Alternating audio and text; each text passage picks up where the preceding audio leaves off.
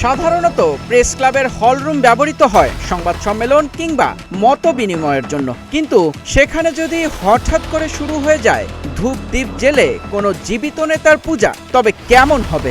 সম্প্রতি ভারতের রাজধানী নয়াদিল্লির প্রেস ক্লাব অব ইন্ডিয়ায় ঘটে গেছে এমনই এক নজিরবিহীন ঘটনা। সেখানে ভারতের প্রধানমন্ত্রী নরেন্দ্র মোদীকে হনুমান রূপে বসিয়ে পূজা অর্চনা এবং তার নামে চালিসা পাঠ করেছেন তৃতীয় লিঙ্গের মানুষেরা।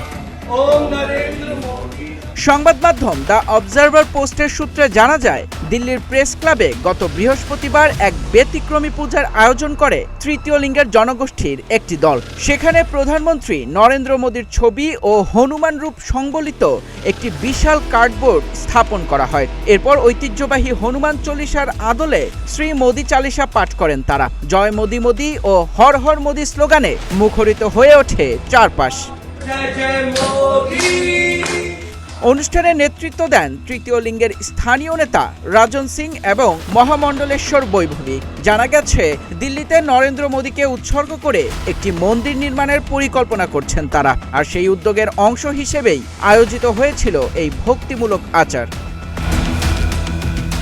ঘটনাটি প্রকাশ পেতেই চরম বিপাকে পড়ে প্রেস ক্লাব অব ইন্ডিয়া কর্তৃপক্ষ, কারণ প্রেস ক্লাব কোনো ধর্মীয় আচার অনুষ্ঠানের জায়গা নয়। কর্তৃপক্ষ এক বিবৃতিতে স্পষ্ট জানিয়েছে, তারা কখনোই মোদীকে পূজা করার মতো কোনো ধর্মীয় অনুষ্ঠানের অনুমতি দেয়নি। মূলত একটি সাধারণ সংবাদ সম্মেলনের কথা বলেই হলরুমটি ভাড়া নেওয়া হয়েছিল, কিন্তু সেখানে পূজা শুরু করতেই ক্লাবের কর্মচারীরা দ্রুত হস্তক্ষেপ করেন এবং তাৎক্ষণিকভাবে আয়োজনটি বন্ধ করে দেন। প্রেস ক্লাব সামাজিক যোগাযোগ মাধ্যম এক্সে এক বিবৃতিতে নিশ্চিত করেছে, এটি তাদের নিয়ম ও ভাড়ার চুক্তির স্পষ্ট লঙ্ঘন ছিল। রাজনীতিবিদদের ভক্তদের এমন অভিনব কাণ্ড এবং তা নিয়ে প্রেস ক্লাবের শক্ত অবস্থান এখন সামাজিক যোগাযোগ মাধ্যমে ব্যাপক আলোচনার বিষয়। রাজনৈতিক ব্যক্তিত্বকে ঈশ্বরের আসনে বসানো এই ট্রেন্ডকে নিয়ে সমালোচনায় মেতে উঠেছেন নেটিজেনরা। মেহেদী ইসলাম সোহাগ, গ্রিন টিভি ডিজিটাল।